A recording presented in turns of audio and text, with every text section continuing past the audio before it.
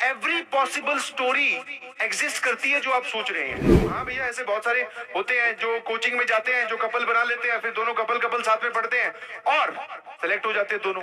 हाँ, ये स्टोरी आज भी है। बहुत बढ़िया। और घबराने और डरने की जरूरत किसी भी पॉइंट पे नहीं है, समझ में आया? कुछ लोग अभी भी इस स्टेज पे पहुंचने के बाद में भी ये लिख रहे हैं कि सर मैं क्या यहाँ से कर सकता हूँ। तो मेरी बात ध्यान से सुनिए भैया, जिस एग्जाम में आप बैठने वाले हो उस एग्जाम की मतलब उसको लिखने वाले लोग बहुत सारे हैं।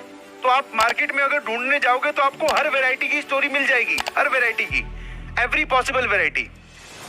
ऐसी वैरायटी सर घर से बहुत गरीब था, मजबूर था, काम भी करता था और उसने जेईई मेंस क्वालिफाई किया, एडवांस क्वालिफाई किया, मिल जाएगी ये स्टोरी। सर उसने कहीं पर कोचिंग नहीं ली, जेईई मेंस और एडवांस क्वालिफाई किया, मिल जाएगी ये भी स्टोरी।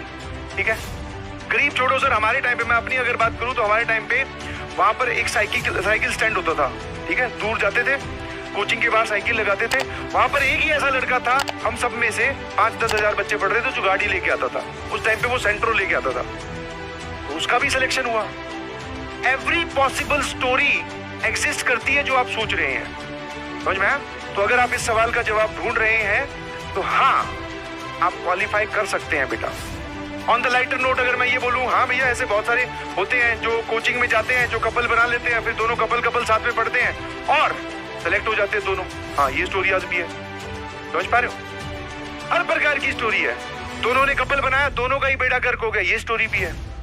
आप जो सोच रहे हो वैसी पॉसिबल स्टोरी मार्केट में है। तो जो इंसान ये बार बार सोच रहा है कि मैं सर ऐसा कर सकता हूँ क्या, मेरा तो स्कूल है, मैं तो सर गांव में रहता हूँ, मैं तो यहाँ से पढ़ रहा हूँ, मैं तो इस बोर्ड का हूँ, every possible story of selection exist. Now you decide कि आपको, मैं बताता हूँ आपके पूछने का लॉजिक क्या है, मैं बताता हूँ।